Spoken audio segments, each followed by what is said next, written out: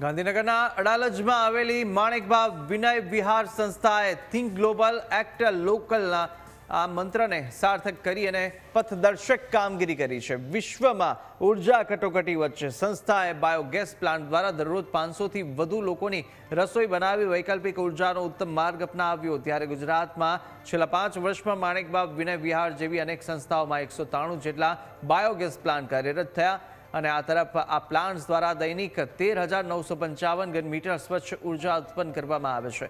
નોંધપાત્ર છે કે રાજ્ય સરકાર બાયોગેસ પ્લાન્ટ બનાવવા માટે સબસિડી પેટે 75% રકમની પણ સહાય આપે છે અને આ પ્લાન્ટથી સ્વચ્છ ઉર્જાની સાથે કિંમતી સેન્દ્રિય ખાતર પણ મળી રહે છે, જેને કારણે રાસાયણિક ખાતરનો ખર્ચ ઘટે છે અને જમીનની ફળદ્રુપતામાં પણ વધારો થાય છે। આગામી વર્ષે ગુજરાતમાં વધુ 60 પ્લાન્ટ સ્થાપવા માટેનું પણ આયોજન કરાયું છે।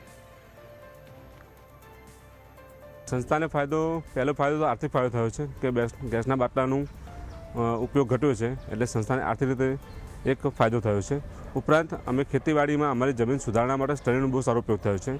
જે આપણે ખાતરો વાપરીએ છીએ રાસાયણિક ખાતરો, એના કારણે જમીનની ઉત્પાદન ક્ષમતા ઘટે છે, એના બદલે આનો ઉપયોગ કરવાથી અત્યારે અમારે જમીન પણ સુધરી છે અને પાક ઉત્પાદનમાં પણ ફેરફાર થયો છે।